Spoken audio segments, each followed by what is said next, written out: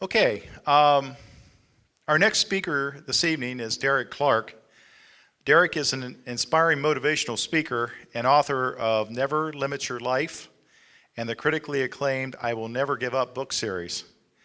At the age of 5, Derek's mother and stepfather turned him over to the California foster care system. He spent the next 13 years of his life in that system. Suffering from brutal child abuse and abandonment, Derek was prone to severe distress and lashing out in anger. Derek was misdiagnosed and labeled due to severe erratic behavior and violent tendencies. Ultimately, Derek was placed with a wonderful foster family that knew his diagnosis was without merit. Through it all, Derek never gave up and went from victim to victor by defying the limitations imposed on him. Derek's life mission has become helping others find the mental strength to recognize and take advantage of opportunities. His purpose is to cultivate drive, focus, and the courage to take action. Derek lives a no-excuse life. Please welcome Derek Clark.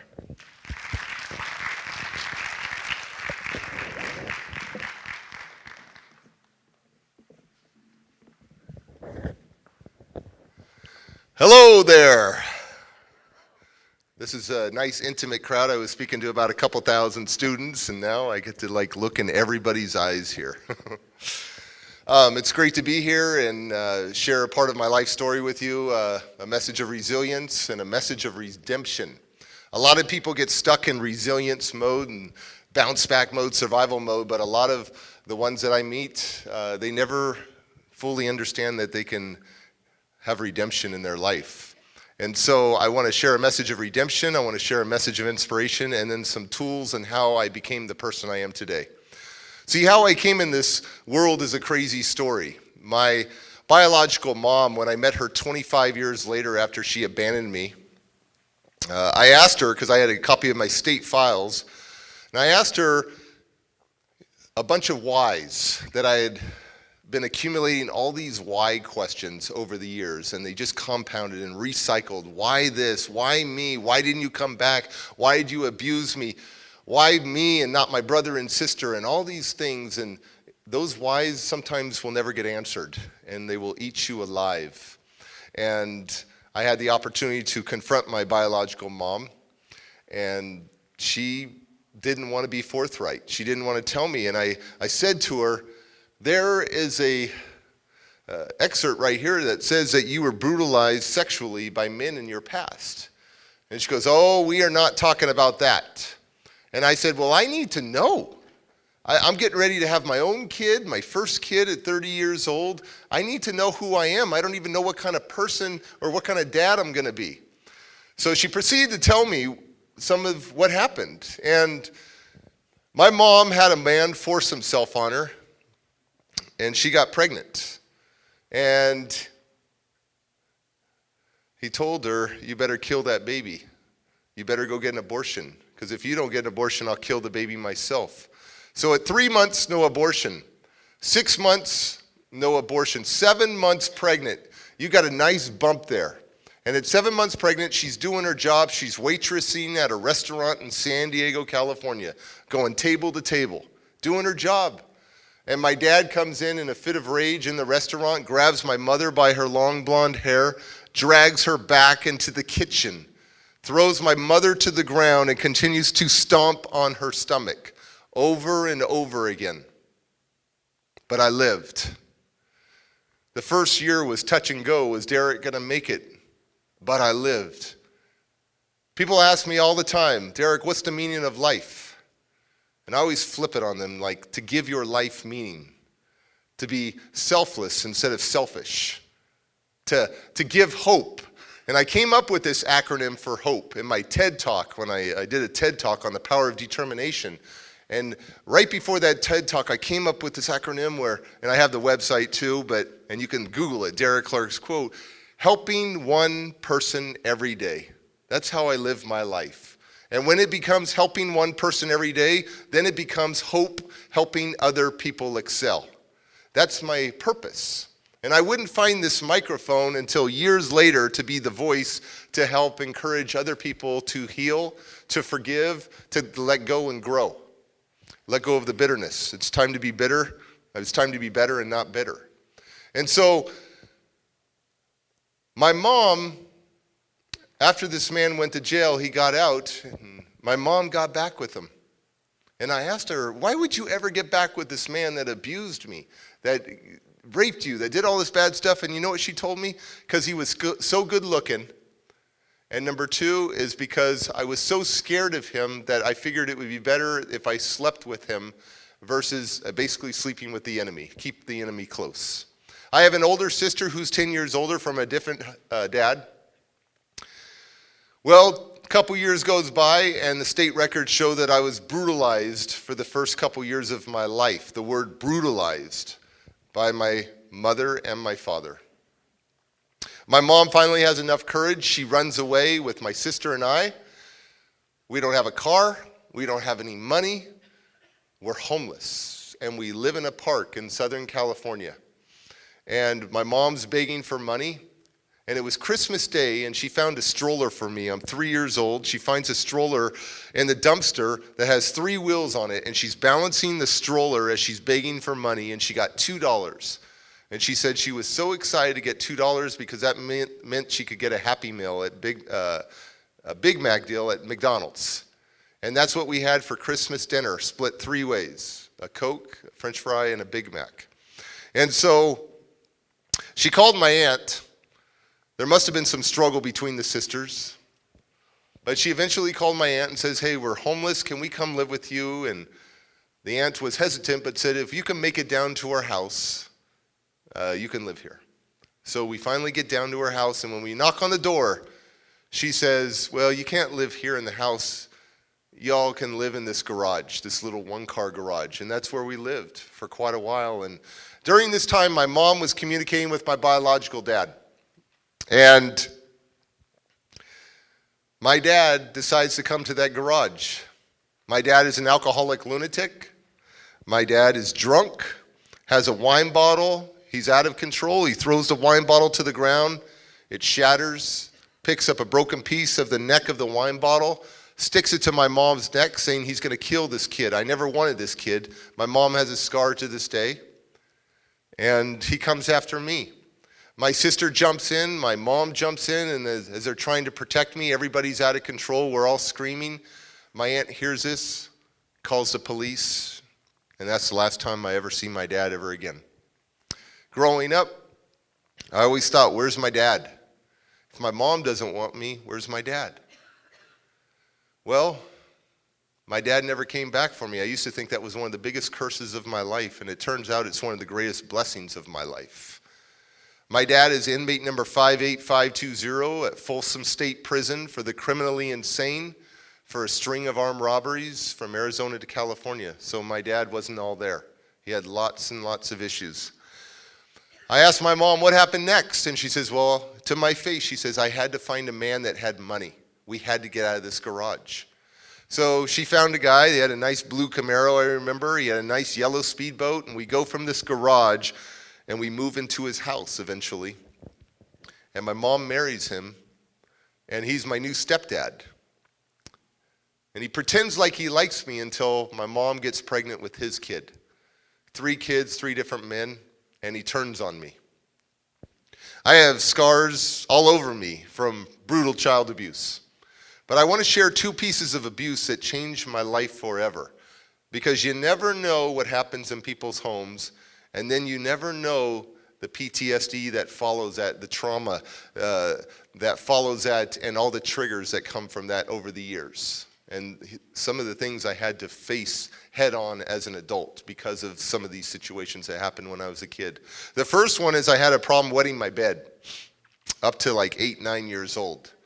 And wetting my bed, there were times I did it on purpose because I didn't want to get out of my bed because I was scared that I was going to get hurt, and then bad things happened in bed. My dad would be in a fit of rage, my stepdad, and bad things would happen in bed. So sometimes the urine was a way to make kind of a barrier too. But there were times where he would be so mad, he would grab the back of my head, this kid,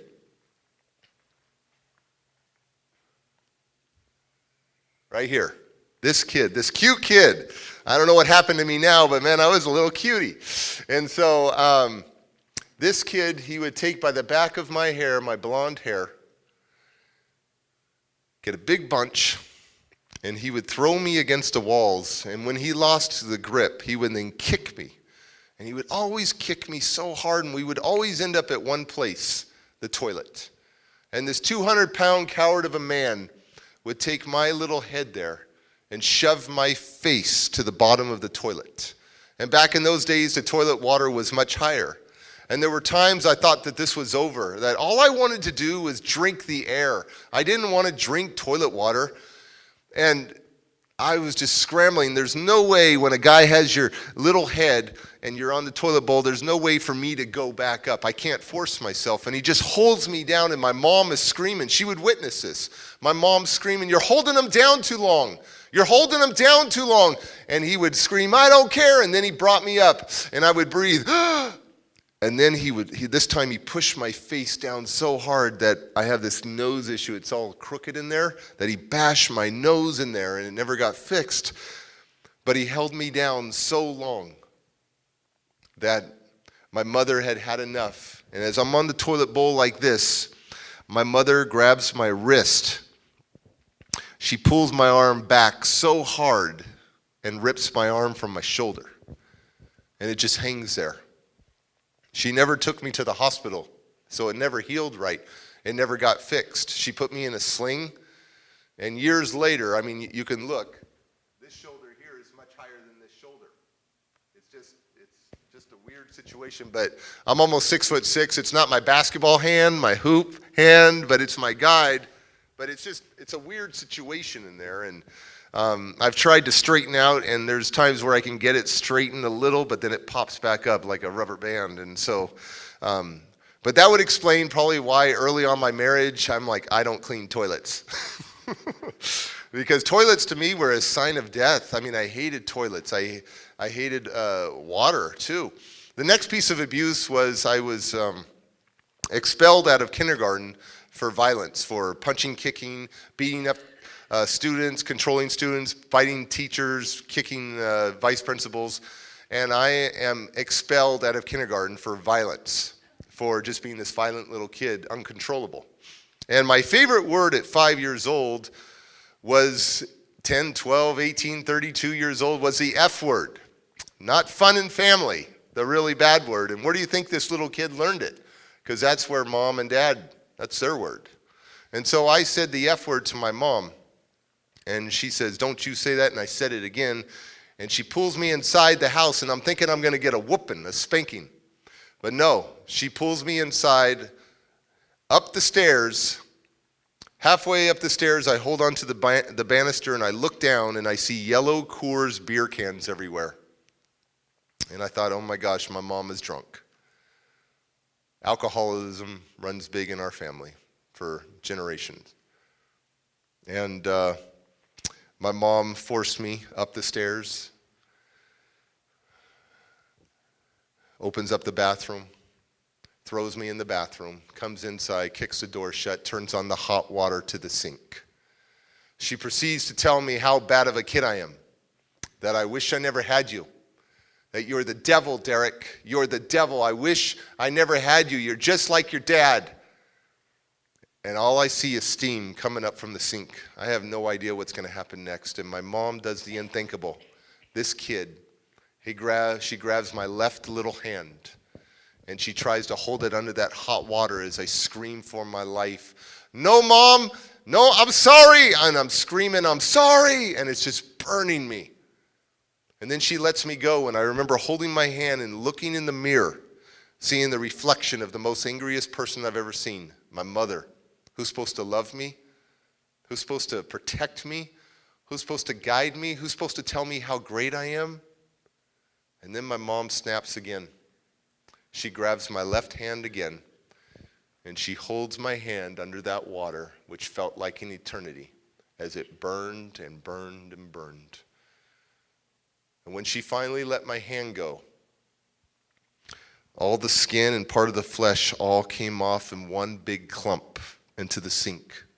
And not only did she burn my hand, she burned into my heart, into my soul, into my spirit, into my mind, that I was a bad kid, that I had no value.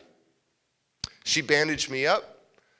A few months later, her and my stepdad loaded me up in the car, and we took a drive, and I had no idea where we were going.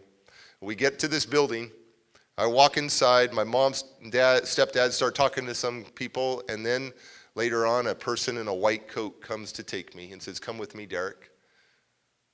And that was it. It wasn't even like my mom said, "I'll be back for you." It wasn't like my mom tried to hold me and say, "No, no."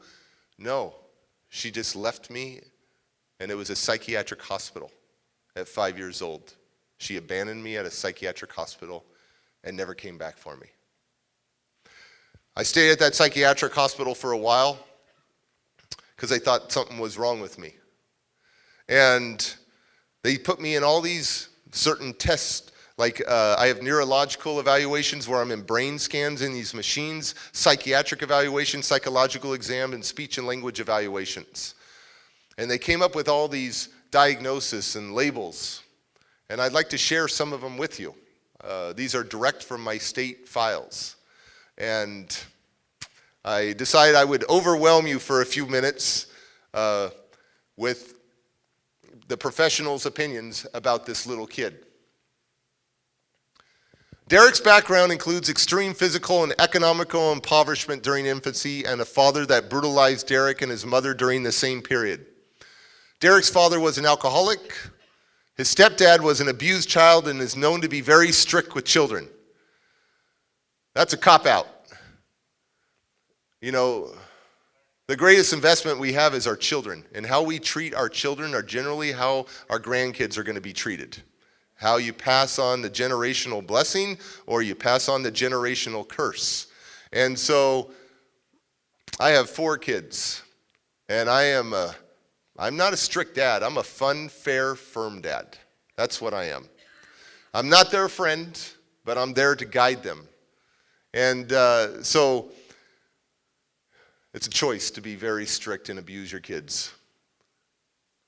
Encopretic and inuretic behavior. Anybody know what that is? Okay, most people don't. But encopretic is your feces. Inuretic is your urine. And so encopretic and inuretic behavior, when you go through a lot of abuse, especially as a kid, the only way that I could get back at a violator or somebody that ticked me off was to take my own feces. I would literally poop on their bed, smear it on their bed, smear it under their bed, pee in jewelry boxes, pee on their pillow, pee on their clothes, and that was a way for me to get back at them. And then that would follow me into my foster homes. If my foster parents made me mad, I would do the same thing. Now, I'm cured. It's not like if my wife makes me mad, I'm going to go poop in her purse. But the thing is my foster mom will still tell you to this day, she's 75, and she'll say, you know, back in those days, she used to make her payments directly at Montgomery Ward's and Sears and just get in line and write a check for her credit card payment. And she goes, I opened up my purse one day, getting my checkbook, and there was a nice gift from Derek. So, you know, I had some different behavior back then. Expelled from kindergarten because of severe emotional behavioral issues. Father is an institution for the criminally insane. Mother and stepfather do not want to go to therapy and decline parent classes. They feel it's Derek's problem and not theirs. That's a big deal right there, because with foster care, the average time in foster care is approximately 15 months. I'm a lifer. I've spent more than 13 years in foster care. And if I had known that my parents didn't want me, I probably would have built some relationships and trust. But I had a lot of misplaced anger growing up, thinking that my foster parents, the judge, the child welfare professionals, social workers were all stopping me from going home, when in reality, as an adult, I found out the truth. They never wanted to come back for me, because the counties are big on reunification with any biological or kinship. So they didn't want me. Now, I have a brother and sister who they kept. And so growing up, I always felt like a reject. Like the good kids got to stay with mom and the bad kid got thrown away. And when I was in these foster homes, other foster kids got visits from their biological parents. I never got a visit. I never got a phone call. I didn't even meet my own family until 25 years later. They would write me maybe once a year or once every year. But I always thought, when are you guys going to come back for me? And I would write in my letter, come back for me. When are you going to come back? But they never reciprocated. They never wanted to come back. And so try growing up like that, knowing that you're just a reject. It's pretty hard on your psyche and your self-esteem. Mother's personal background consists of extreme brutalization by men in her past, and so it was with my grandparents. Headbanging and severe temper tantrums. When you go through a lot of abuse, you're able to sometimes turn off the pain. And I could turn off the pain. My foster parents would tell you right now that Derek didn't feel pain for years. I would bang my head so hard until it cracked open. I have scars all over my head from me just banging my head on corners, on cement, until it cracked. Because I didn't feel it. And so I would have these brutal temper tantrums, severe anxiety, gross motor problems due to abuse. So I can't run at 6 years old. I cannot run. I can't walk up and down stairs. I would fall down these stairs. I wouldn't be able to time it. I have been kept in the closet a lot, so I never developed these motor skills. So my foster parents decided to put me in soccer at 7 years old, and I sucked. And then I learned how to run. I finally learned how to run through soccer. But total immersion, basically, learning how to run. Special class for severely emotionally disturbed children. Sometimes it's not fun taking the little yellow bus when all the big kids, the kids, the neighbors take the big yellow bus. Or you have a different color lunch ticket than everybody else at school, and everybody knows that you're a little different. The minor must be supervised closely at all times. Derek is hyperactive and emotionally disturbed. I'm still hyperactive. That's just the way I am. That's the way I was wired. Nature and nurture. So it's a special little energy, I call it. People that have ADD, ADHD, that are all wired up, that's a special energy. We just channel it the right way. I have a friend who's major ADHD and OCD, obsessive compulsive disorder, and sometimes he'll call me 3-4 times in a day, and I'm all, dude, Josh, you just called me, man. I know, man, but I just want, and he gets you hyped up, and it's fun talking to him, and he makes $500,000 a year and lives in Orange County, and he sells software. And he must get them hyped up because they just probably want to buy the software from him. I don't know. But talking to him, he's been a friend for 15 years. And talking to him, his parents just realized how to just channel him and being a social butterfly. And being able to, like, the art of persuasion and sales and stuff. So they were able to channel him. Derek is unable to get along with anyone. There is indication that the boy might be overtly psychotic. The child laughs inappropriately and shows much anxiety. I still laugh inappropriately. For example, I recently came into the country from an event in Canada, and I came in, I think it was Denver, and the customs line was so long, and you're not allowed to use your cell phones and all that stuff, and if you've ever gone through customs, it's boring. And you're waiting in line for maybe an hour, and you look around, and everybody's just like this, and I'm like laughing, and I look around, I go, like that. And I see all these people like looking around thinking there's a loose peacock or a pterodactyl or something, I don't know. And I laugh, and I'll never see him again, but it's just kind of like my spontaneous immaturity, I still laugh inappropriately. The boy acts out against anyone around him. Derek talks frequently about guns, knives, and hurting others. School placement should be an educationally handicapped program. Has a fascination with knives and hurting others. Must be physically restrained because he flies into rages and is completely unmanageable. So my anger would take over, and I would just go crazy. Red out, I guess, zone out. Derek exhibited much fantasy and delusional behavior. I cannot get along with anyone. I am the terror of the neighborhood. It actually states that in my record. How can a 5-year-old be the terror of the neighborhood? Let me tell you, I loved vandalism. And if I got angry, I would destroy neighbors' property, my parents' property, and I would break windows, house windows, car windows.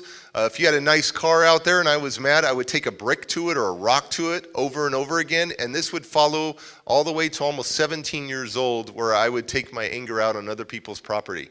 Now, I hear that that saying that, foster parents do it for the money. And maybe some do, but in my case with my foster parents, I did more damage to their house each month than they probably got paid to have me.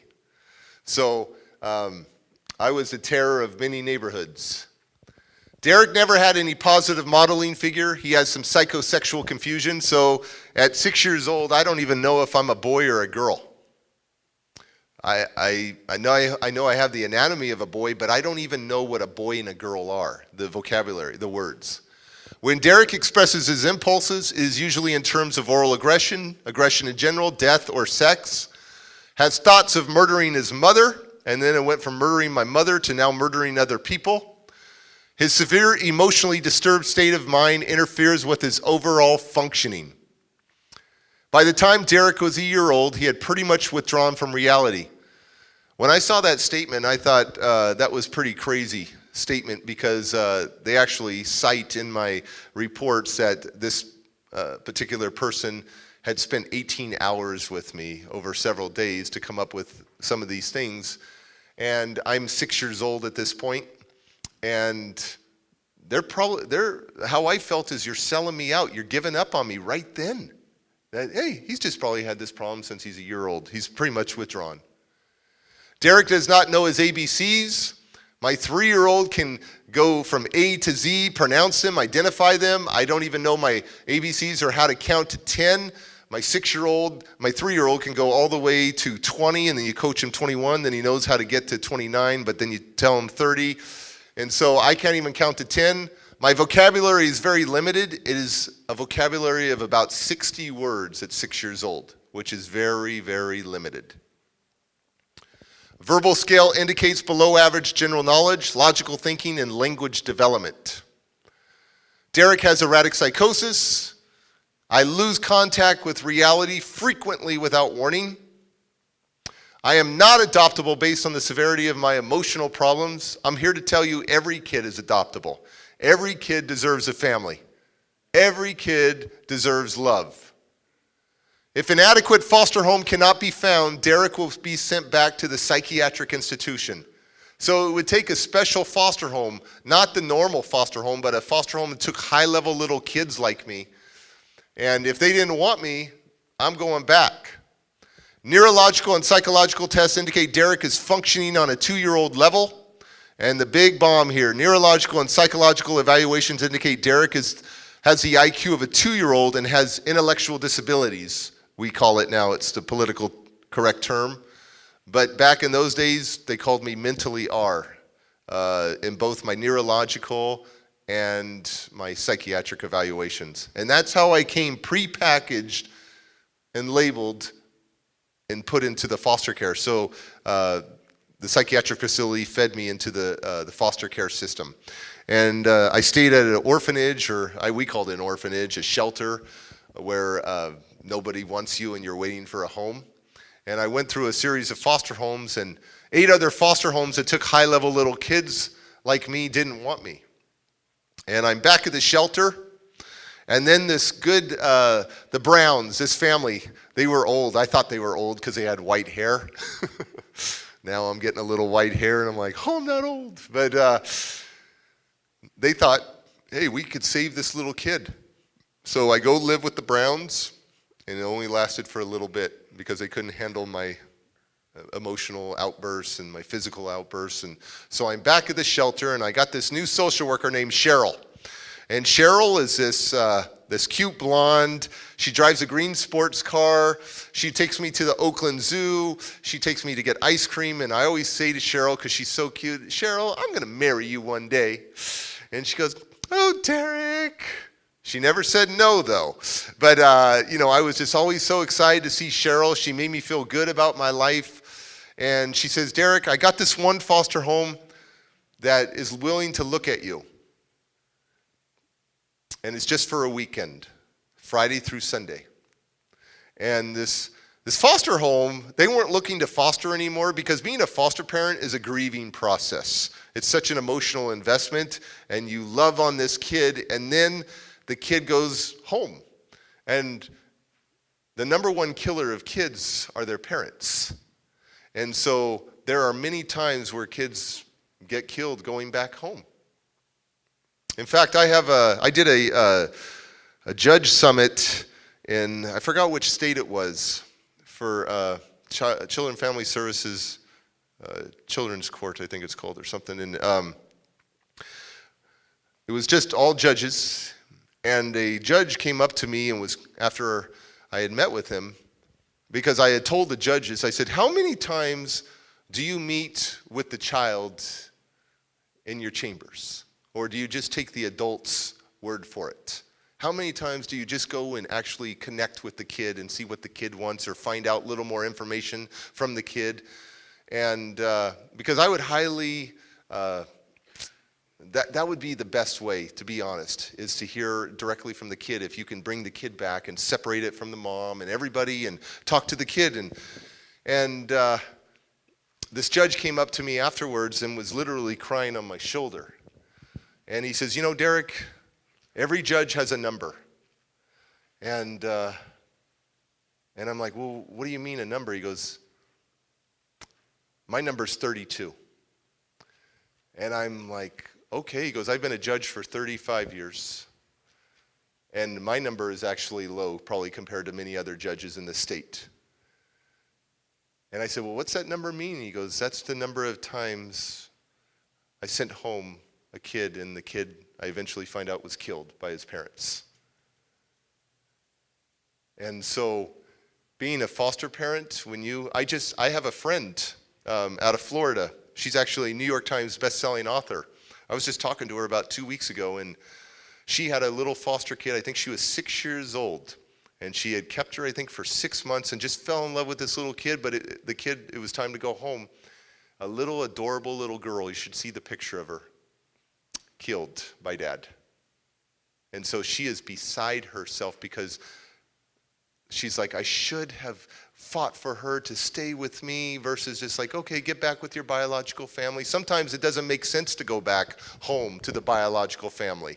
And in my case, thank goodness I never got reunified with my biological dad. But so they were willing to look at me. They weren't willing to foster anymore. But this foster home was looking to adopt, and they had looked at 3 little boys, and they were going to make their choice. And then my social worker calls him up and says, hey, I got this cute kid. He's got a big personality. She's trying to sell me, And his dad's in prison. His mom doesn't want him. He's not adoptable, but maybe you can keep him long term. Would you be willing to just try him out? Because if you can't make it work, he's going to be sent to the psychiatric institution. So they said, yes, can we just try him out Friday through Sunday? So I go there, and I always get a lot of anxiety when you go to a new foster home with moves, and while you're driving to that foster home, you don't know where you're going to sleep in that home. You don't know if you have a pillow. You don't know if you have to bed bunk with somebody. Or if I get the room by myself. I don't know where I'm going to sit at the dinner table. What if I don't like their food? Do I have to eat it? Do I have to help clean up? I'm afraid of the dark at this point. Will they let me sleep with the lights on? I mean, all these things are going on. And as we knock on the door, I've got a lot of anxiety, I'm suspicious. And then this guy opens up the door and goes, hi, Derek, how are you? And he's so happy, and I don't like happy people at this point. And so as a kid, I go, psh, how do you know my name? And I'm like frustrated, angry, I cuss a little. How do you know my name? He goes, whoa, you have a little attitude, little kid. Why don't you run around? What? Yeah, why don't you run around? Just run around. There's plenty of places to run. And I'm like, what? I'll run away. I'll run. He goes, then run. And I'm like, I'll run then. And so I start running.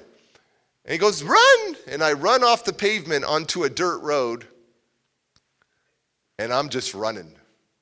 And all of a sudden, these horses come up to the fence. And I stop and I look at these giant animals, and I'm like, oh my gosh. And then I keep walking, and I get to a barn. And there's a bunch of rabbit hutches in the barn.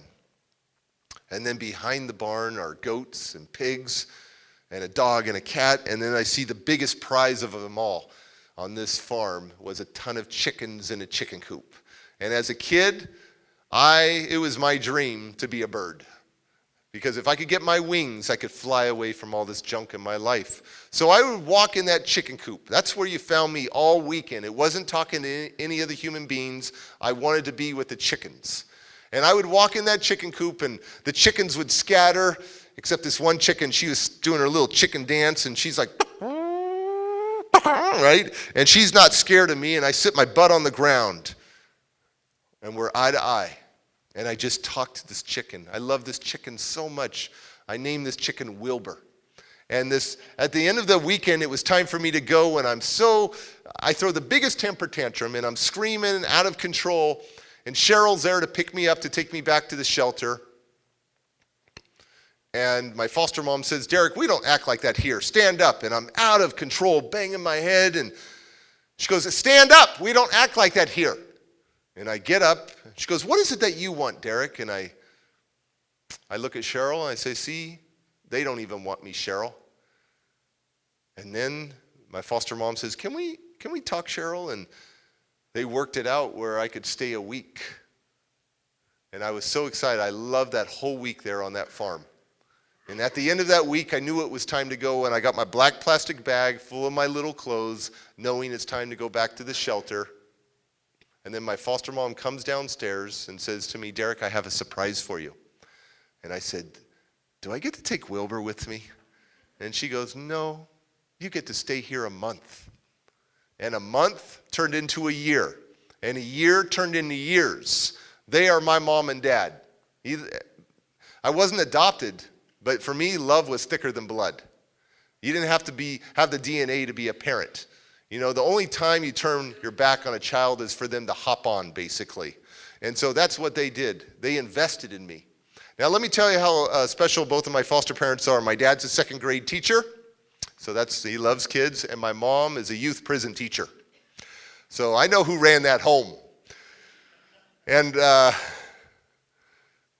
what they found out is I had a lot of issues, absolutely. But my main issue was anger, and rightfully so. How do you want me to come into the foster care system?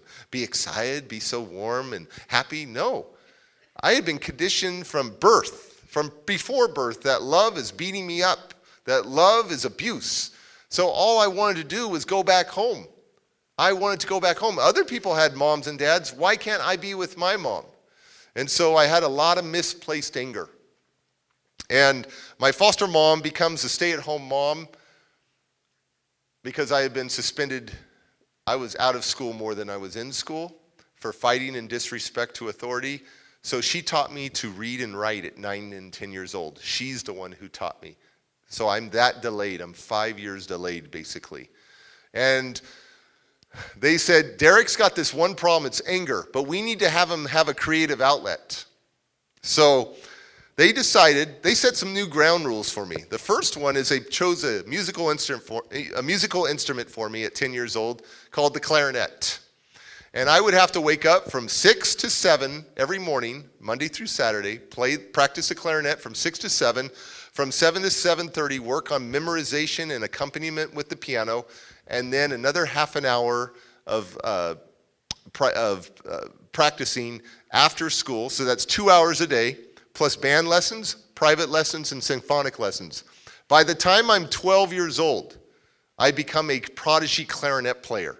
At 12 years old, I am competing against university students at universities and winning against them, called command performances, where I'd memorize 10, 12-page concertos, Adagio Tarantella, Flight of the Bumblebee, all this stuff at 12 years old. And that's why I can stand in front of a crowd these days, is because the number one fear for mankind, basically, is public speaking. And I can stand in front of a crowd because I've been conditioned at a young age to be in front of several hundred people and play the clarinet. And so there were some major rules that they changed for me. The first one was no sodas, except maybe on your birthday or someone's birthday. The next rule was no sugar cereals. Sugar cereal was once a month. On this farm, my mom would boil wheat. Normally we ate a bunch of pancakes or eggs, bacon, stuff like that, oatmeal. But once a month, my mom would boil wheat till it cracked. Not cream of wheat, cracked wheat. And she would then strain it, put it in your bowl, and you put a layer of cinnamon and sugar on top. And that was your sugar cereal. No fast food. Except maybe on the way down to Disneyland. You might be able to get a hamburger or a Taco Bell or something like that. And no video games. Weren't allowed. No video games, so I would sneak off to my friend's house to play Nintendo or Sega Genesis.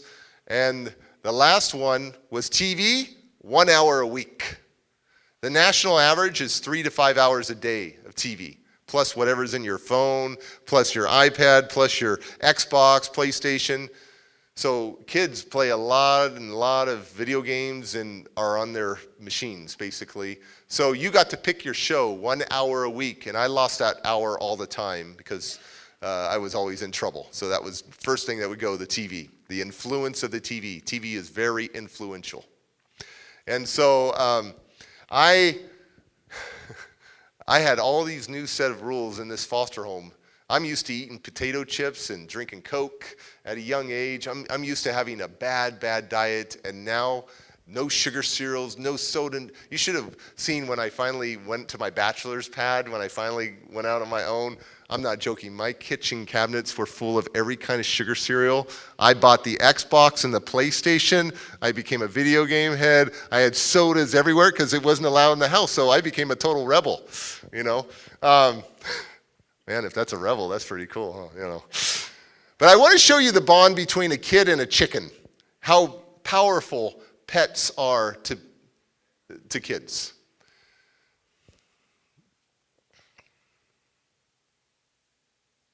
Oh, here we go. Look at that. Now, who's eating chicken tonight? No, I'm playing. People always ask me, whatever happened to Wilbur? Because we ate our chickens, we ate our cows, our pigs, our rabbits, and there was no way that Wilbur was going under the axe on the log. Wilbur lived a long life. Now, we ate their brothers and sisters, but Wilbur lived a long life. So when you come up with someone that has issues, you have to ask yourself, what is a deeper issue? Their outside world may be a reflection of their inside world. So my inside is out of control. And then what do? The only way that I can communicate sometimes is through my behavior. Not necessarily through my words, but how I'm out of control. Let me give you an example of someone recently. I spoke in Kansas for a couple thousand people, and at the end there was a line of people that wanted to meet me, and this guy came up to me and says, "Hey, can I have your card? I want to call you later." And I said, "Okay, sure." And this guy calls me, and he's telling me that he adopted this little girl, and she has been golden. Adopted her from, I think, a year old, and she's now 9 years old, and she's been golden, just a perfect child until 6 months ago. And she has been out of control. All of a sudden, a switch flipped, and she's just violent, out of control, lots of fits. And he actually said to me on the phone, we're thinking of maybe giving her back now. You know what? That's the worst thing you could do to a kid, is let them know that they're rejected again. A failed adoption? That's insane. And I said, well, tell me the dynamics of your family. Well, I have a 17-year-old son. I have a 2-year-old. I'm married. And so I'm talking to him, and I feel like I'm connected to a higher source. I love that quote that says, we are not humans having a spiritual experience. We are spirits having a human experience. So we are all interconnected. Once we take off the masks, we all have a story. We all are vulnerable, but we put our walls up. And so this guy, I felt like I was connected to something greater than I. I believe God. I mean, I'll say it here. I'm out of California. I can say it, I guess, in other states. But in California, you can't say stuff like that. But I feel like I'm connected to God. Like he feeds me. He fuels me. He gives me intuition. And I said to this man, I said, you know what? I feel like I need to say something to you. I said, watch your older son. He goes, what's that mean? I go, I don't know. Just watch him. And he gets like very defensive. And he gets kind of frustrated at me. And I go, well, take for what it's worth. But that's what I'm supposed to tell you right now is watch your son. So he gets off the phone. I know it's just a very frustrating call for him. Well, about 3 months later, roughly, I get a phone call from him. He goes, I don't know if you remember me. I talked to you about this little 9-year-old daughter and everything. I go, oh, yeah, thanks for calling. And I'm talking to him, and he's crying. And I said, what's going on? He goes, well, my son just got arrested. He's been molesting the little girl, his biological son, molesting the little 9-year-old. And if he had failed that adoption, or he had just taken her to a psychiatrist or to a doctor or whatever and just given her a bunch of medication and given her some labels, which she didn't need any of that. What she needed was love. What she needed was connection. What she needed was alliance. Stuff like that, because her behavior was the only way she could communicate. So we have to really look. We can't just judge because of behavior. We have to figure out what the root of that behavior is. That may be the only way that they can communicate. We got to look beyond the behavior. Their behaviors are a story that children and youth may not be able to tell in any other way. We need to focus on connection. I have this whole program called Connection versus Correction, Alliance versus Compliance. And in this program, quickly, I'll just say, the jails are full of people that know the rules. They know if you steal, they know if you murder, they know if you rape, drug deal. 99% of them know that if they get caught, they're going to jail. They understand that.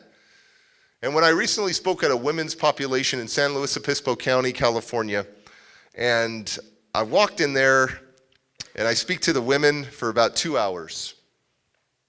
And after I'm done, all the women want to come up and hug me, and I'm like, oh, should you be touching me? I don't know what disease is going on in there. I don't know anything, but I finally just let everybody hug me and kiss me on the cheek, and I'm fresh meat in that prison, But I asked every single one of them, who'd you connect to growing up? The majority of them came from very dysfunctional homes. And a lot of them said, my pimp, my drug dealer, my bad boyfriend who made me do bad stuff in the name of love. Nobody said their Girl Scout leader, their Sunday school teacher, their pastor, their ballet coach, their soccer coach, whatever. Nobody said that. So it made me realize that how many of them, because it's a revolving door. They get in, they come back out, they get with the same environment, they go back in, and it's a lot of repeat. And I think about how many of them have a positive modeling, somebody that they can model after. And so I'm really big on connection, what I call, connection. So, and the next one is, if labels are hastily assigned as an explanation to a child's development and behavioral responses, he or she is at great risk of growing into that label and becoming the disorder itself. The words we speak to our children can either build them up or defeat them. Let me give you an example. I was speaking at the Federal Bureau of Prisons conference, and this guy came up to me. He was a big leader, a big supervisor of corrections. And he came up to me and he says, hey man, I enjoyed your talk. Maybe I could get a little advice from you. And he's kind of macho and big guy. And I'm like, yeah, well, what can I do for you? And he says, I got this son. He's 16 years old. I always catch him doing bad stuff. And I could tell his personality, like he would be a rough dad, basically, to connect to. And I said, well, do you ever catch him doing good stuff? I flipped it on him. He goes, what? I go, do you ever catch him doing good stuff? Are you always looking for the bad? He goes, well, no, I don't think about that. I just see that he's doing bad stuff. And I said, huh. And I'm talking to him. I go, well, do you ever tell him that you love him? He goes, no. My dad never told me. My dad never told me he loved me. I just knew he loved me. And I said, here's what I want you to do.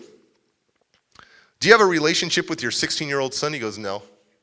I go, I want you to tell him you love him for 2 weeks straight. Every day, tell him you love him.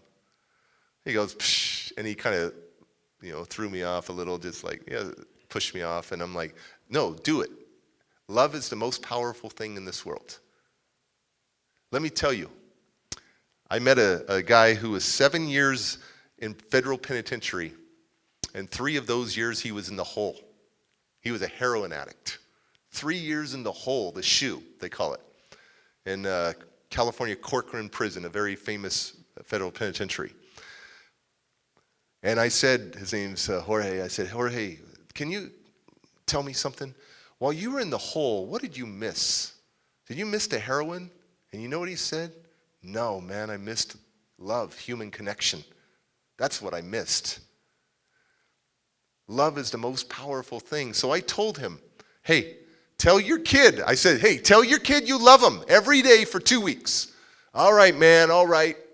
I get an email about a month later from this man. And he wrote, I wish I had it still. I get so many emails. But he wrote, I did what you said. And my kid's pretty cool, actually. He's a good kid. And I love him. And I said, I bet you do. When he came out of the womb, you were probably so excited, and you looked at your wife, and just full of love for your wife. She had sacrificed so much, her body, the pain, everything to give birth to this kid. And then this kid comes in the world, and you're so in love. This is your kid. And you tell your wife, I love you, kid. And then somewhere along the way, you just lose it. You just lose that attachment, basically, by not even saying anymore. And so, but his relationship with his kid has changed because he started saying, I love you to his kid. Words can build up a person, and words can defeat a person. So here I am growing up in the foster care system. I am a 14-year-old high school freshman, and I'm in a family of 8 kids, single income earner, a teacher's salary. And what was so cool back then, like it is now, is to wear polo. And my mom would never get polo for us because she goes, if I get you polo, I got to get your older brother's polo, and we could never afford polo. So her favorite place to shop was a store called Kmart. And as a high schooler, that is one of the most embarrassing stores to go for your clothes. But that's not polo there. That's called Kmart Running Horse. And I wanted to be so cool. I was at this brand new school, Hayward High, and I am in so much trouble at these other schools, so my parents put me in a brand new school district to give me a clean slate. And that's what I wanted. I want a new clean slate. And I want polo, and the coolest shoes were either Air Jordans or the 3-stripe Adidas, blue Adidas. And I wanted those 3-stripe blue Adidas. And my mom says, we can't get those for you. So I remember we going school shopping in Kmart. I always wore a hoodie. A lot of times I wore a hoodie. And as we're going into Kmart, 14 years old, I would put my hoodie on, pull my drawstrings so tight that it would just go right around my face like this. And I would walk through the store kind of ticked off like, Mom, I can't believe I'm here. And she goes, why are you acting like this? And I remember saying to her, well, what if I see my friends here? And she goes, well, if you see your friends, they're in Kmart too, Derek. And I'm like, oh, yeah, okay. So, and then I look, and in the hall, down the aisle, I see these beautiful blue shoes propped up on a table in the shoe department. And I go, Mom, they got Adidas at Kmart. She goes, oh, okay. We walk over there, and they're not Adidas. They're the 4-stripe McGregors. And she goes, well, they look nice. They're blue. They look nice. They're 4 stripes, though. And I go, nah, forget it, Mom. They're not Adidas. And she says, well, I can make them look like Adidas. And I'm like, no, Mom. And she goes, no, let me buy them. My mom loved to sew. That was her passion. So my mom decided to cut off McGregor off the tongue, off the heel. She took her little sewing scissors out. She took off the stripe, 1 stripe off each shoe. And she says, Derek, come here. I got these nice shoes for you. And there's these beautiful blue shoes with 3 white stripes. And I said, those look cool, Mom. Thank you. I put them on. I'm excited to go to school the next day. And all the upperclassmen, because first period was Mr. Cook's, I believe, ceramics class. And all the upperclassmen took this easy class, I guess, for the senior year or something. But as I walk in, everyone is looking at me and looking at my shoes, and I'm like proud. I got my Adidas on. Well, then some of the upperclassmen are like, what kind of shoes are those? I'm like, man, those are Adidas. No, they're not. I got Adidas on. They don't look like Adidas. I'm all, yes, they are Adidas, man. And we get in a shoving match. And I would have died that day by saying they were Adidas. I believed it with all my heart. And I got teased about it. And what did I want? I just wanted to belong. I mean, that's really what I wanted to do. I wanted to belong. And so I'm this loner at this school. And this school is known for their race riots. I'm from the San Francisco Bay, Oakland, Hayward, San Francisco, right across the bay. And you can YouTube Hayward High race riots. You'll see what I'm talking about. Several hundred people. There'll be African Americans against Hispanics, Samoans against Tongans, Filipinos against this, Asians against this, and then some Caucasian in there. And I'm this white boy, basically, at this school. And I am a loner. And you know who takes me in? Is the San Francisco Bay Area skater punks. They're the misfits, they call themselves. They got the big red-green mohawks, piercings, illegal tattoos, smoking cigarettes. And they said to me, hey, you want to be part of us? And I said, yeah, I'll be a skater. And they go, okay, meet us after school, and you can be part of us. We'll give you a special haircut. So I go to this cool, what they call the back shack, the garage. All the people are there. There's a seat for me. I sit down. The leader comes out with these clippers, and he shaves my head to the skin. Except from right here to right here, he leaves this little king crown, like a little crown, bangs, shaved to the skin. We dye it orange. It doesn't look good. It doesn't. And I said, dude, just shave off all of my head. Just shave it all off, all my hair. And he goes, no. He goes inside. He comes back with this blue stuff. And he puts it in his hands, and he's going like this. And he goes, hey, come here. And he starts going like this. He goes, and he goes like this. And then he goes, and all of a sudden I had these big orange horns on the shaved head. Oh, big horn here, a big orange horn here. And I said to myself, wow, this is awesome. My mom always said I was a devil. This is awesome. Every time she would abuse me, you're the devil, Derek. Words can build you or defeat you. So I go home to the nice Christian family on the farm, mom, pa, kettle, basically. And I walk in there, and my dad goes, oh my gosh, Derek, the devil's got to go. And I'm like, what? And he goes, the horns have got to go. And I'm like, nah, Dad, this is who I am. I'm a misfit. You know what he said to me? No, Derek, you're a child of God. I'm like, no, I'm not. God don't love me. Nobody loves me. Because I used to pray every day for one thing. Every day. They always told me prayers work, prayers work. And I would pray all the time for one thing, to go home. And it never, ever happened. So I just got more frustrated with the whole praying process. And so I'm like, no, Dad, these are my horns. These are cool. He goes, no, they're going to have to go. And then my dad knew how to, I was 14, 15 years old, but the emotional capability of like maybe a 10-year-old, because especially if you're in foster care, our emotional capability is much lower than our age. And so, because we're delayed and stuff. And so my dad said to me, hey, you want to go do some putt-putt golf and maybe play a few video games at Golfland? And I'm like, yeah, that sounds fun. Thanks, Dad. And he goes, well, you'll have to cut off part of your horn. All right, Dad, let's do it.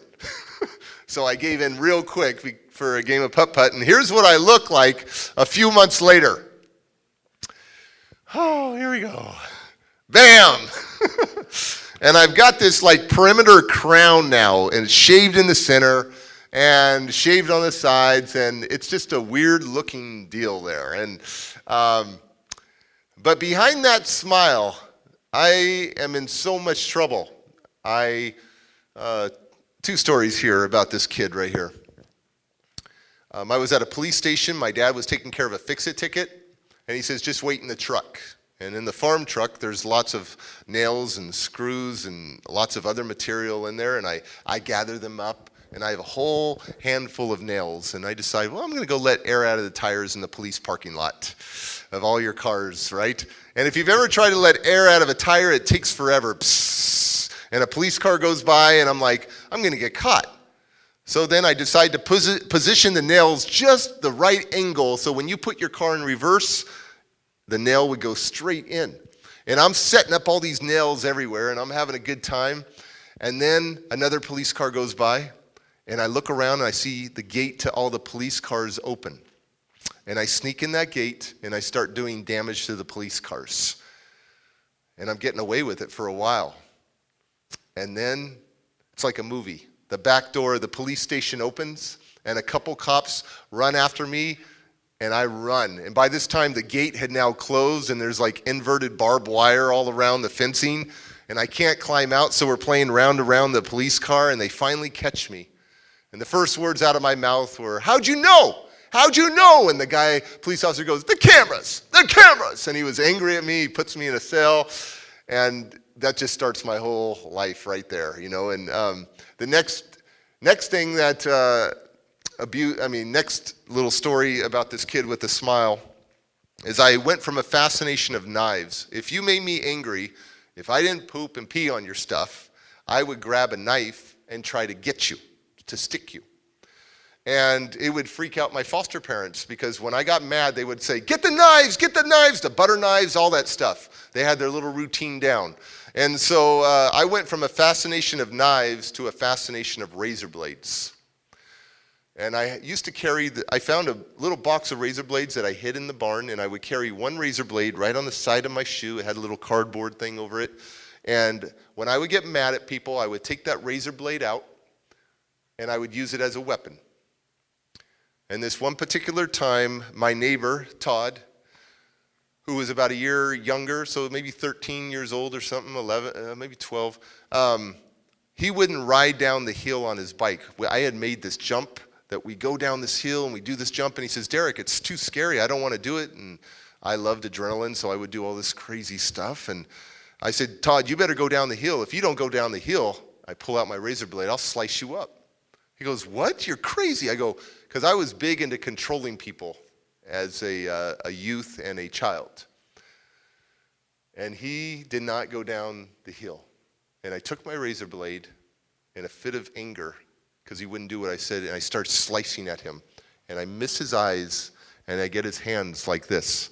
And I sliced it a couple times, and he's on the ground, and there's blood coming all over his hand, like just bleeding out. And I said, Todd, get back up, man. You better get on this hill. You better get on this bike, go down the hill. And he's like crying and stuff. I go, get back up, Todd. And he wouldn't get back up. And I didn't know when to quit. So I took that razor blade one last time while he's on the ground, and I go like this. And he goes like this.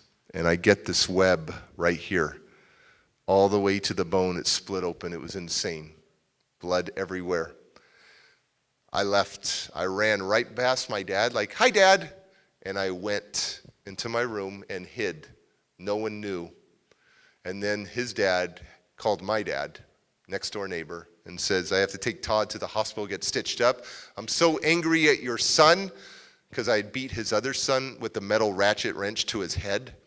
And so I was the terror of this neighborhood. And they eventually moved, Todd and his family.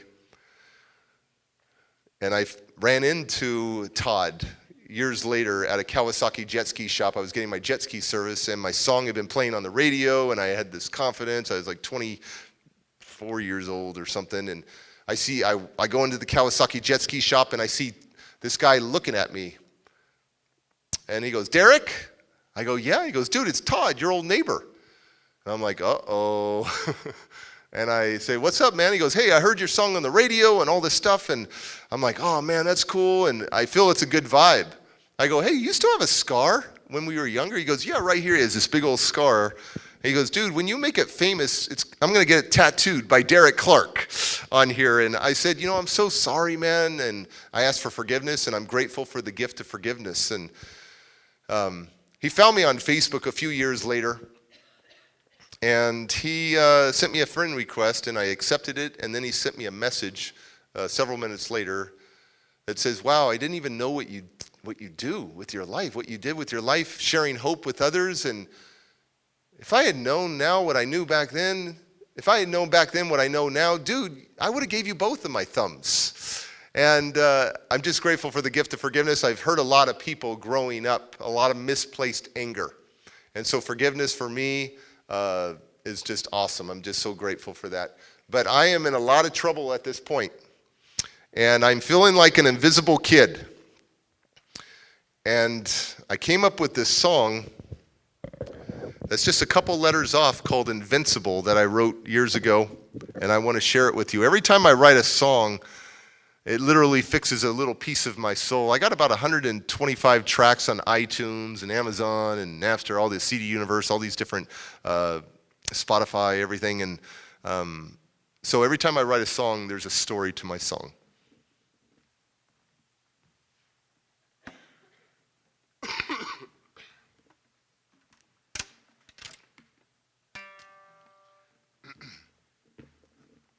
And this one's called Invincible.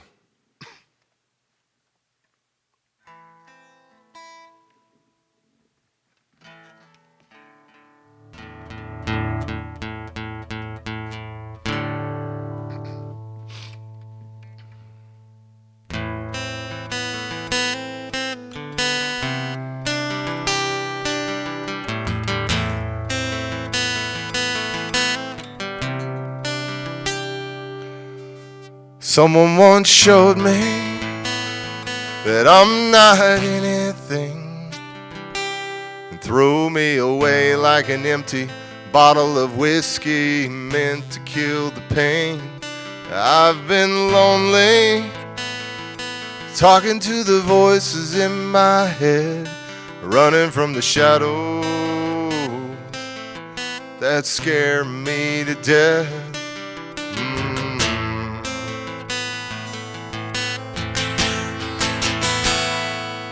But I'm invincible, and I'm trying to save my life. Don't know where I'm going, so far I'm still alive. I'm invincible, and I'm trying to save my life. Don't know where I'm going, so far I'm still alive.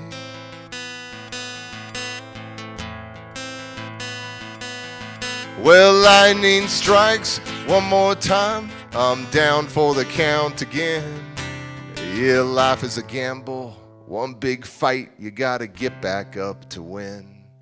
And some people will laugh at you and tell you to quit, but I ain't going down, I'm better than this. I'll rise back up, I will never give up. 'Cause I'm invincible, and I'm trying to save my life. Don't know where I'm going, so far I'm still alive. I'm invincible, and I'm trying to save my life. Don't know where I'm going, so far I'm still alive.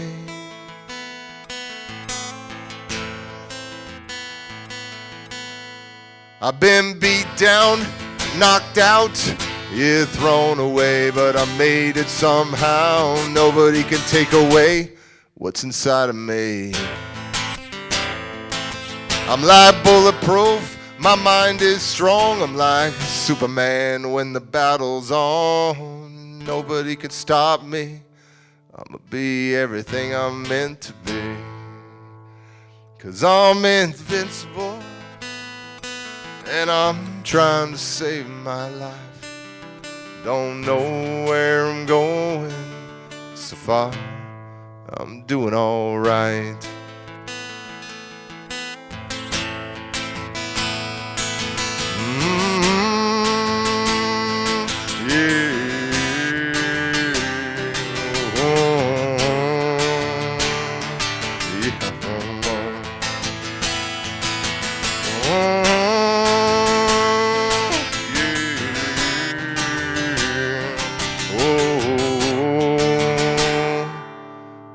Doing all right.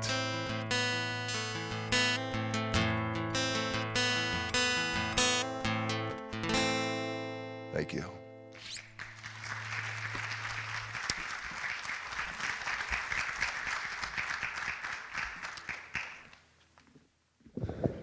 So at this school, I have a reputation called CWB.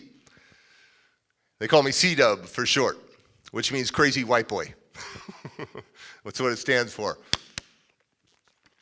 And I'm hanging out with my very good friend, Arlen Green. AG, we call him, AG, Arlen Green. And I'm hanging out in the schoolyard at lunchtime, and there's a bunch of people in the corner going, hoo, hoo, hoo, hoo. And I'm like, what's going on over there? And he's like, oh, they doing battles. What's that, a fight? What do you mean battles? Oh, they doing battles, man, D. They doing rap. And I'm like, rap battles? Man, I don't like rap. I listen to music about killing myself. Rap is better. But a part of me was like, I heard a voice that said, go check it out, Derek.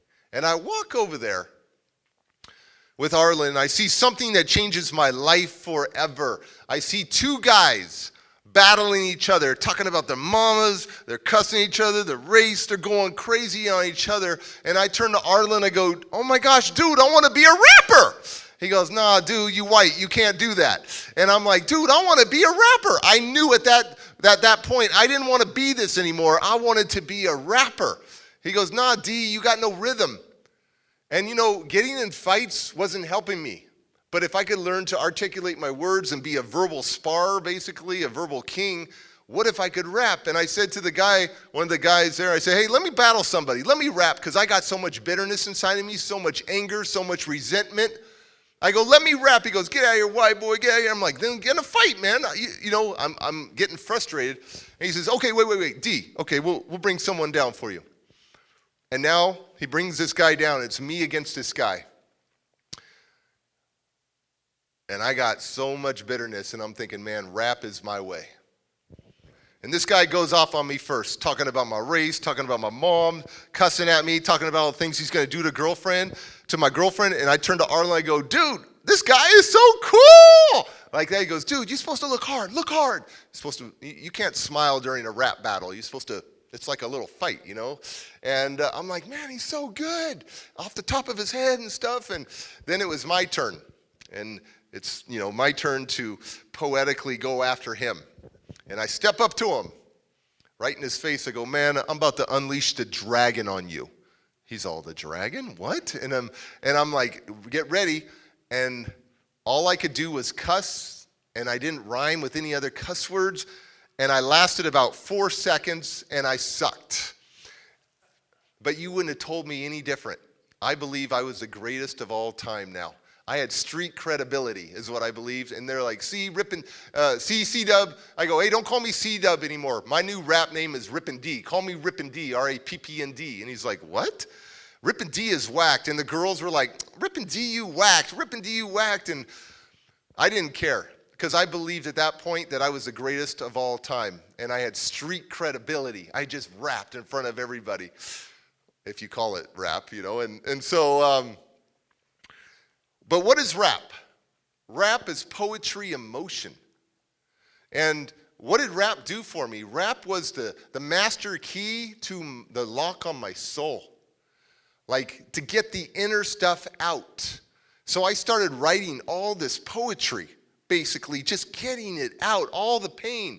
And during this time, I'm learning how to rap, and I'm learning syncopation and rhythm, and I just know that I want to be a rapper.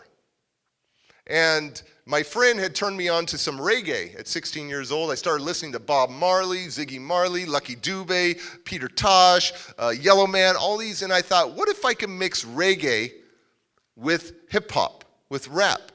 So I started working on triplets, syncopation, all this stuff, ragamuffin, and then literally in one of my battles about a year later, I did something like, well, I'll be the ripping, I'm thinking, I'm making, taking my time. I'll be the thinking, I'm making, sucking, I'm making, kicking it with the rhyme. And people were like, oh my gosh. Then I would switch it reggae.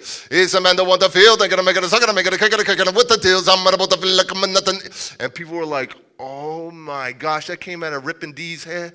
And all the girls were like, that white boy is fine. That white boy is cool. Everything changed. And I said, hey, don't call me Rippin' D anymore.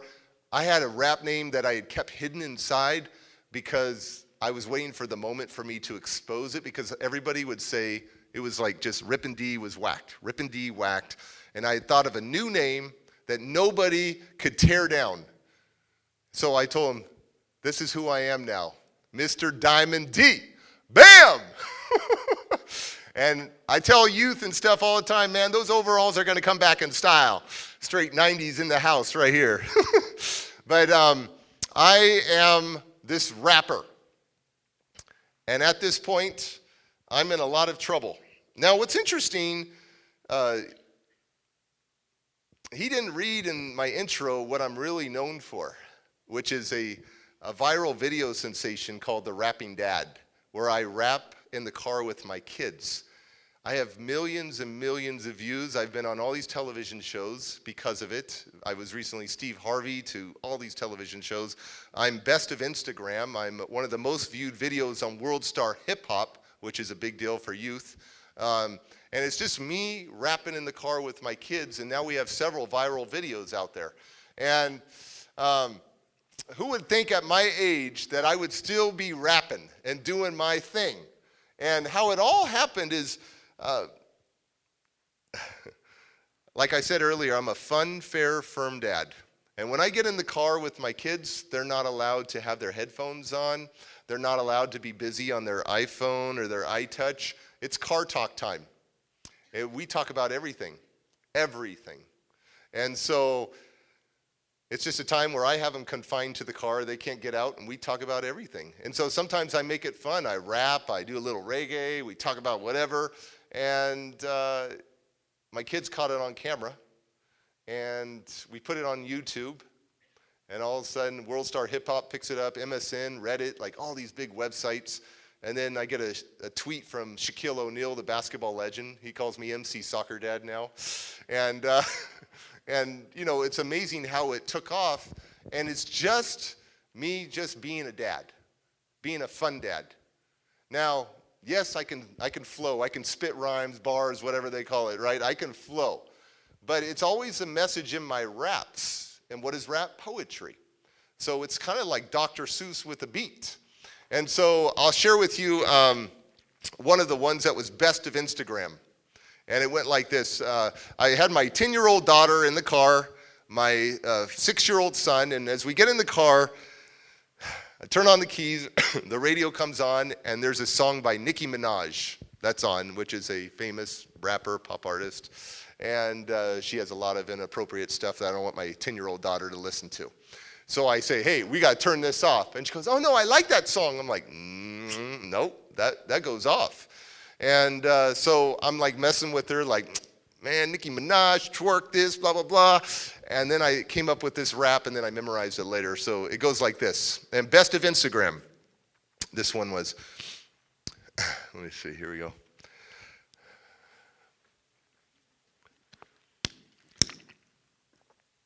Now, she's 10 years old, so I've got to try to connect with her on different levels here, right? Got to keep the lyrics clean, if you know what I mean. No more Nicki Minaj in the twerking machine. No more naked fashion from Kim Kardashian, your mom. Do you need an intervention? And Miley. No more wrecking ball. Put on some clothes. Where's Hannah? Yo! Because my little daughter loves Hannah Montana, right? Got to turn off Kanye, Eminem, Jay-Z. No more cuss words and negativity. Because a lot of rappers talk about drug, sex, killing.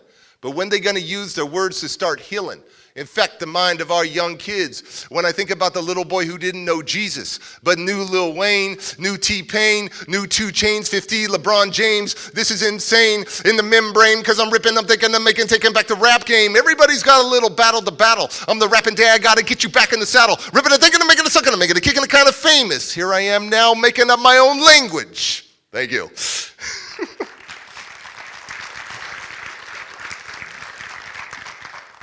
And so I always make my kids laugh by stuff I make all the time with them, and we get it on camera sometimes. But I want to share with you a song that I wrote quite a while ago. It's kind of like poetry. It's rap, but it'll kind of give you an idea of how far I've come, where I've come from, and how far I am now. And it's called "Love Me Like Family."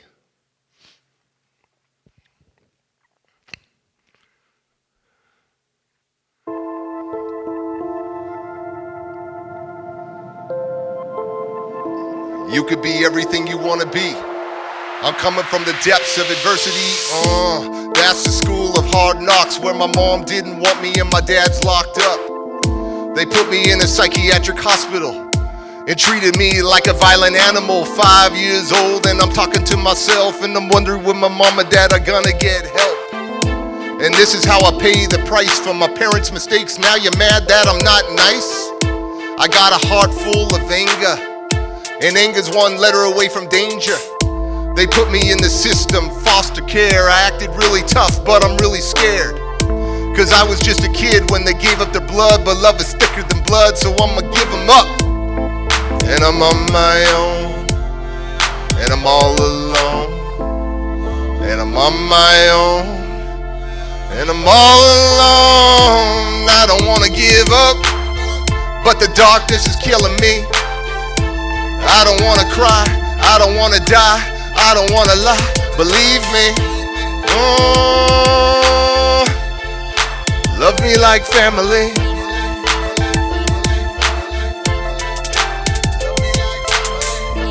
Fast forward 20 years, I had to grow up quick and dry them tears, 'cause nothing could destroy me, nothing could kill me. It's time to really heal me. It's time to let go and grow. I said it's time to rise up and connect to my soul. I met the love of my life. Behind every successful man is an amazing wife. I got 4 kids and I'm learning lessons. No more generational curses, I'm passing blessings. So take it from me, love from your soul. When the world gets you down, remember there's hope. 'Cause this is your life, going on, and never let the past infect your future for a moment. Never let a weakness destroy your greatness. It's time to profess you're too blessed to be stressed. And I'm on my own, and I'm all alone. And I'm on my own, and I'm all alone. I don't wanna give up, but the darkness is killing me. I don't wanna lie, I don't wanna cry, I don't wanna die, believe me. Love me like family. Love me like family.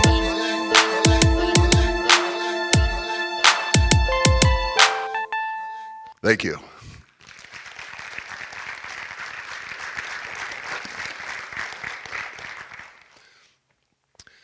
So, my thing here. My life transformed because of a special few people that invested in me. What they realized was I wasn't most of those things. I wasn't overtly psychotic. I didn't have erratic psychosis. I just had one major issue, really, which was anger. And like I said in that rap, anger is one letter away from danger. My life completely transformed at 18 years old. It was a rough ride. My sister was shot and killed when I was 16. My good friend was killed, shot and killed when I was 17, and my brother was killed when I was 17. 3 deaths. And my eyes started to open. You know, in the United States, 51% of the U.S. homeless population is aged out kids from foster care. 65% of the sex trafficking in America are from girls in foster care and boys in foster care. Where I'm from, California, 74% of the male prison inmates in prison are from foster care. I was recently in Texas, and there's a statistic out there that says that 80% of the Texas death row inmates have been in foster care. I should not be standing here. I should be an addict. I should be homeless, an alcoholic. I should be incarcerated. I should be dead. But because people invested in me, the community invested in me, the pastor, the Boy Scout leader, the school teachers, the principal, my foster parents, the social worker, the judge, the court, the child welfare professionals, all invested in me. And you know what they did? They kept planting seeds inside of me. Seeds of love, seeds of creativity, seeds of value, seeds of determination, seeds of perseverance, seeds of courage, seeds of compassion. But they never took root until I decided to nurture those seeds, which is the main ingredient is self-love. When I started to value myself and love myself and like myself, not in an egotistical way, but just actually loving who I am, that looking back at the past and thinking, wow, nothing could destroy me. Look where I've come from, and I'm still standing. Man, I've got a great purpose in this life. And Dr. Wayne Dyer said, when you change the way you look at things, the things you look at change. The way I look at my past used to be curse, curse, curse. Now I think my past is such a blessing because nothing could destroy me. I was able to move forward. My life transformed, and I learned some very, very valuable tools on how to control my anger. We call it the patience muscle. And I have a very awesome patience muscle. My kids will tell you. I mean, I have a great patience muscle. Once in a while, the lion does roar, absolutely. But I mean, I'm very patient. I've broken so many cycles, alcoholism, child abuse, like all these different cycles that I've been able to break. Because somebody helped me believe in myself when I didn't believe in myself. Somebody put a little spark inside of me. They saw something inside of me that I couldn't see in myself. And you have so much power, like I said earlier, the human connection. We're all spirits having a human connection. We are intertwined, and we can literally help people and be compassionately listen to them. There are so many hurting people. There's hurting people. I've met a hurting billionaire. I've met millionaires that are in so much pain emotionally. Just because you make money and you're famous doesn't mean all your cares go away. Money and fame magnify who you are. So I've seen lots of people get involved in drugs, and they've got millions of dollars. I mean, we see how many actors or actresses die, or rock stars that die. They got the whole world. They're rock stars, they're actors, and the drugs, I mean, that wasn't enough, so they had to go to the next level. There's a lot of people that are hurting, and so being one of them and being able to finally heal, that was amazing. I'm totally healed. I'm totally detached from my story. I came up with this saying called divorce your story. I divorced my story. I divorced my story from being the victim and poor pity me to being a powerful victor by looking at my past and saying, wow, man, I'm awesome. Look what I came through. Look what I went through, and I'm still standing. My mom couldn't destroy me. My stepdad couldn't destroy me. The only one destroying me, though, was me. For so long, I was letting the inner me become the enemy. The inner me become the enemy. I would self-sabotage myself quite often. I'm not worthy enough. I'm not good enough. And that was my ticket. Poor me. Until I learned to divorce my story. And it's interesting, the words you say to yourself are like a self-fulfilling prophecy. So if I'm always saying I'm sad, guess what? You're going to be sad. If I'm always looking for joy in my life, I'm going to look for joy. I'm going to be joy. If I'm always grateful, I'm in a state of mind of gratitude. And so I always believe that these words are self-fulfilling prophecies. So when people say to me all the time, I'm just so sad, I say, you know what? It's all right to feel sad. Just don't unpack and live there for years. Because I see a lot of people that are miserable that have unpacked and lived there. So I tell them, let's change the word sad. Let's use, instead of the word sad, what I want you to do is look in the mirror and say to yourself, I'm recharging. I'm recharging. It's all right to feel sad. Just don't unpack there, right? And live there. And so when I told her that, you could see a little bump of energy go on. She goes, oh, I like that. So you can automatically visualize a little battery meter or something from red to yellow to green. I'm just recharging. It's all right to feel these things. You just don't unpack and live there. Now, what I also learned was it wasn't about my IQ. I didn't have a great academic, I didn't have great grades. Sometimes it's not about academic ability. It's about academic availability. So in high school, I was in survival mode. I was smart. I just didn't apply myself because I was always an anxious, anxiety-driven Derek. And so it's not about your IQ, it's about your I will. And that's something that we all have inside of us, that tenacity, that determination. When people look at me, even Steve Harvey, very famous, Steve Harvey, he came up to me, and you have to be in a suit on his show, and he's a pretty awesome guy, and we're hanging backstage. And he goes, man, you rap, what have you been through in life? And that's how Steve talks, like, what have you been through in life? And I go, man, I was in foster care. I went through all this stuff. He goes, man, looking at you with that big white smile, who would have thought you've gone through so much in your life? See, we all have stereotypes. We all think we know what other people's battles are. And we have no idea what's going on in people's minds and people's homes, so we can never assume. But my life, people assume that, what has Derek been through? I've been through hell. And realistically, success is this is what it really looks like to me. I have been up and down, made poor choices, I've made good choices, and I've kept bouncing back.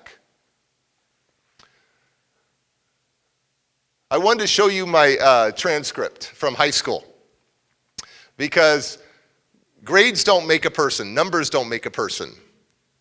And I know that sometimes we get hard on our kids for grades, but sometimes if they're not getting good enough grades, that may be that they're not applying themselves or their mind is somewhere else, there's something going on. But I want to share with you.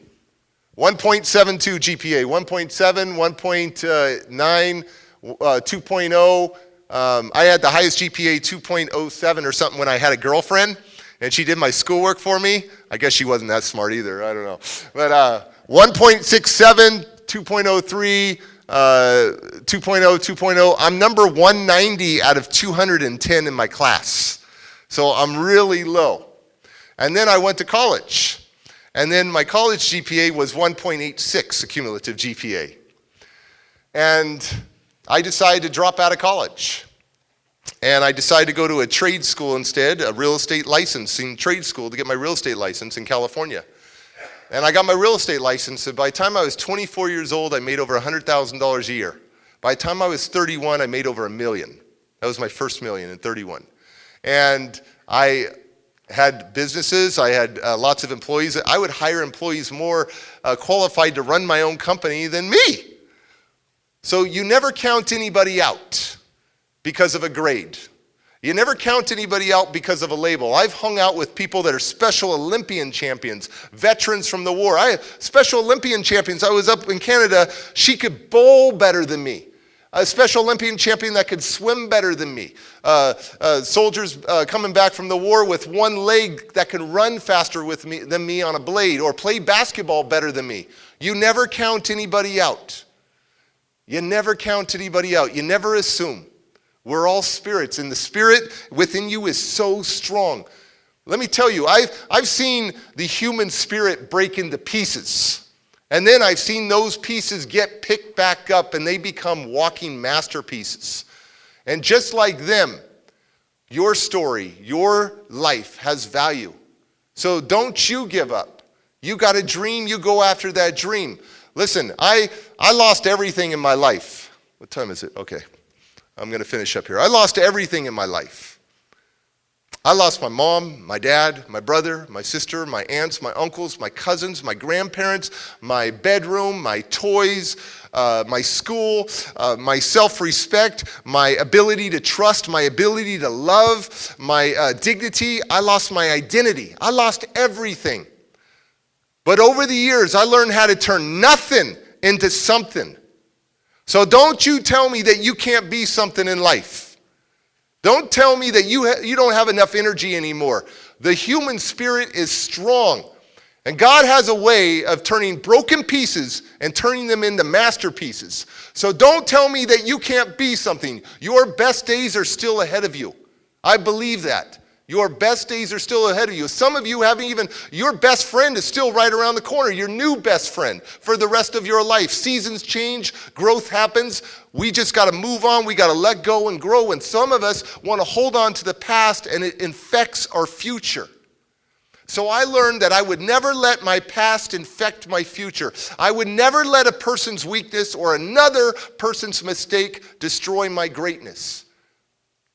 That I had to keep pushing forward through the bitterness, push forward through the heartache, push forward through the sadness, through the anxiety, through the discomfort, through the fear. Keep pushing, because on the other side of that pain is reward. For some of you that are suffering right now, you got to let go. For some of you that are suffering, you've already paid life's tuition.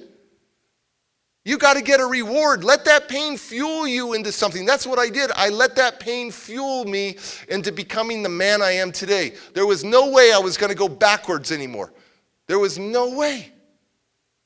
So I'm going to quote Jeffrey Gitomer that says this: "We are all born, metaphorically, with a bag of concrete and a bucket of water."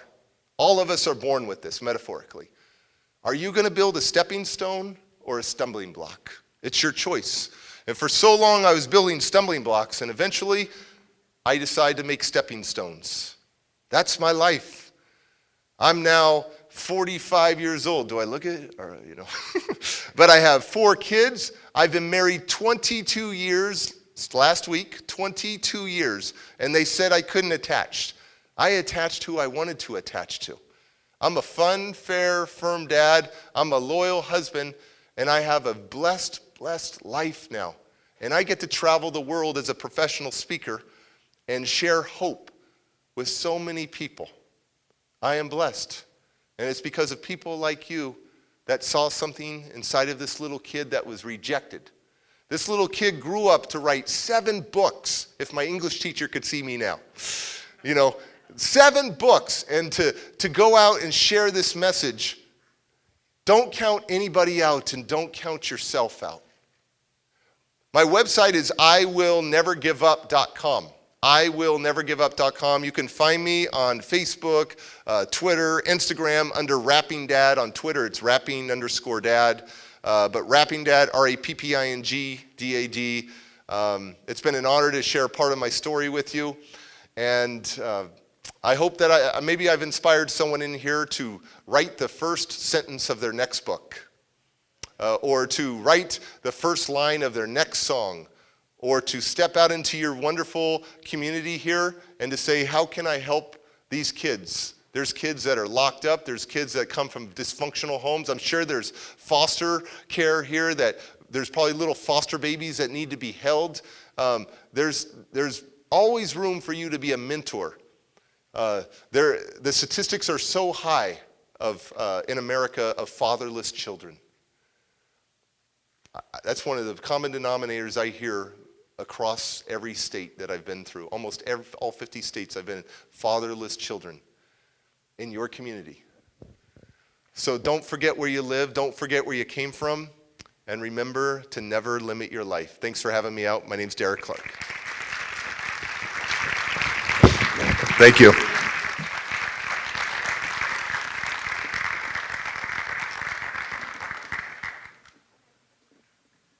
I brought some books. I have some books and stuff out there.